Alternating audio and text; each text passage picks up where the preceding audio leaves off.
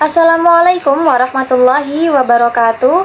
Kami dari kelompok 1 akan mempresentasikan tentang fungsi manajemen dan juga fungsi perusahaan.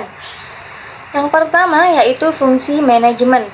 Manajemen adalah suatu seni atau prinsip yang berkaitan dengan pengorganisasian, seperti menyusun perencanaan, membangun organisasi dan pengorganisasiannya, pergerakan serta pengendalian atau pengawasan.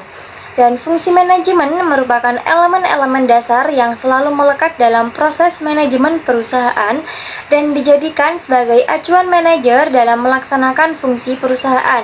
Nah, apa saja sih fungsi dari manajemen itu? Untuk fungsi yang pertama yaitu fungsi perencanaan. Perencanaan adalah suatu rangkaian proses pemilihan atau penetapan tujuan organisasi dan penentu strategi yang dibutuhkan untuk mencapai tujuan.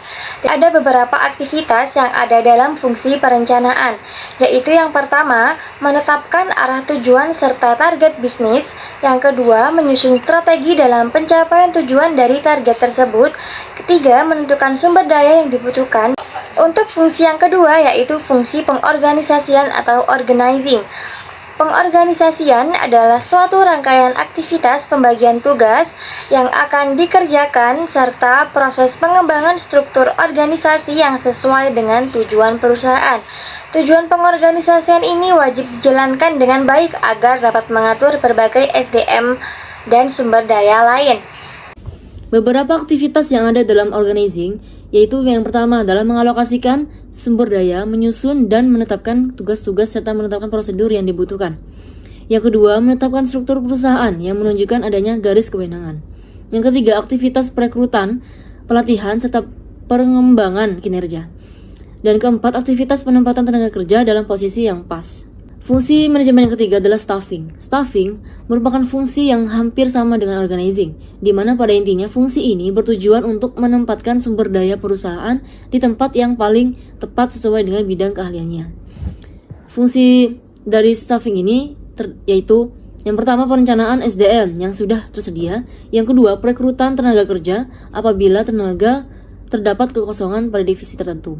Yang ketiga, proses seleksi calon tenaga kerja yang mendaftar. Fungsi yang keempat adalah pengarahan.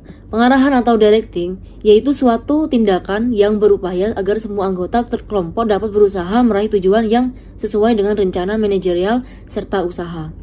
Aktivitas yang sering dilakukan pada fungsi pengarahan yaitu mengimplementasikan suatu proses kepemimpinan, pembimbingan, dan memberikan motivasi kepada pekerja.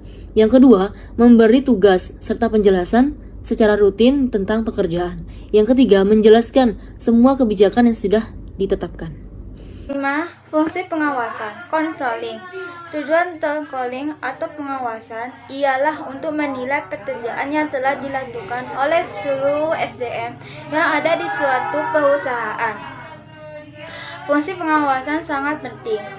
Dilakukan tentang fungsi ini untuk menentukan kualitas layanan atau produk yang dihasilkan perusahaan dapat berjalan dengan baik atau tidak. Fungsi pengawasan bisa berjalan dengan efektif jika hal-hal ini diperhatikan. 1. Routing. 2. Scheduling. Dispatching, follow up. Fungsi perusahaan. Perusahaan adalah organisasi yang didirikan oleh seseorang atau sekelompok orang atau badan dalam melakukan produksi dan distribusi. Kegiatan itu dimaksudkan untuk memenuhi kebutuhan ekonomis manusia.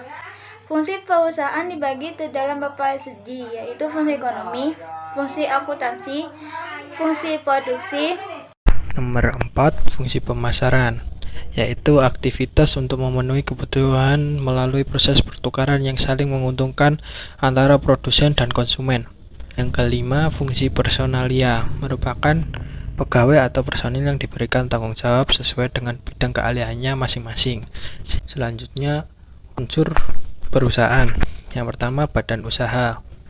Yang kedua, kegiatan di bidang ekonomi. Ketiga, terus-menerus. Keempat, bersifat tetap. Kelima, diketahui publik. Keenam, mendapatkan laba. Ketujuh, pembukuan. Sekian dari kelompok kami, kurang lebihnya mohon maaf. Saya akhiri. Wassalamualaikum warahmatullahi wabarakatuh.